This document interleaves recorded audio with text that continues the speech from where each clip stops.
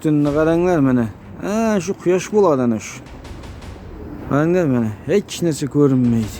Nima qilish kerak buni hayronman. Jizzax viloyati G'allaorol tumani fuqarolari zavoddan chiqayotgan badbo'y hidga ega tutundan norozilik bildirib shikoyat qilishmoqda. Bundan ro'parasi 1 yil oldin esa aynan shu masala bo'yicha aholi murojaatini o'rgangan edik. Hosilimiz ham yo'q. Pomidor ekamiz. Pomidorlar oppoq bo'lib qurab ketyapti. Mahallada yana juda ham kasal bolalar ko'p. Mana shuni orqasidan bo'lyapti. Yakunda mas'ullar tomonidan 2024-yil so'ngiga qadar zamonaviy ekofiltrlar bilan qayta jihozlash va'dasi berilgan edi. Afsuski, fuqarolar hamon norozi. Hech qanday o'zgarish bo'lgani yo'q. Qancha odam murojaat qilib, Toshkentgacha chiqdi, hamma joyga chiqdi. Chiqmagan joyimiz qolmadi. Lekin foydasini ko'rmayapti. Oldinlar ozazdan chiqardi. Hozirlar masalan yarim oqshom soat 1, 2, 3 da chiqsam ham ko'chaga tuman qoplanib turadi. Undagi badbo'y hidga chidab bo'lmaydi. Qanaqadir dori sifat narsaning hidi keladi. Butun nafas olib bo'lmaymiz. Shunday tutun bo'lib, tumanday bo'lib oshib ketadi. Yo'talib, yiqilib nafas ololmay qolamiz. Mana maskada yuribmiz.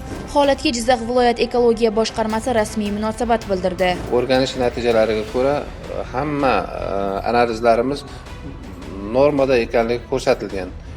Bundan tashqari zavod rahbarini mahalla hududiga chaqirib gaplashganimizda 2025-yil 10-fevralda filtrlari almashtirilganligini ma'lum qildi.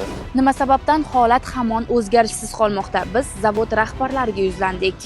Korxonamiz 7 yil davomida mana ish faoliyatini davom ettiryapti. Havoga chiqarilayotgan turli zahar, gaz degan ma'lumotlar o'rinsiz. Sababi ekologiya boshqarmasining laboratoriyasida har oyda biz havodan analiz olib o'zlarini xulosasini beradi. Mart oyi yakuniga qadar pechimiz to'liq ta'mirdan chiqariladi va filtrlar o'rnatilgan. Bundan keyingi davrda bunaqangi e'tirozlar bo'lmaydi. Chiqarayotgan chiqindi gazlari normal holatda ushlab turiladi. Biz aytilgan muddatda ushbu manzilga yana qaytamiz. Oysha Isoqova, Feruza Murodova. Jizzaxda shunaqa gaplar.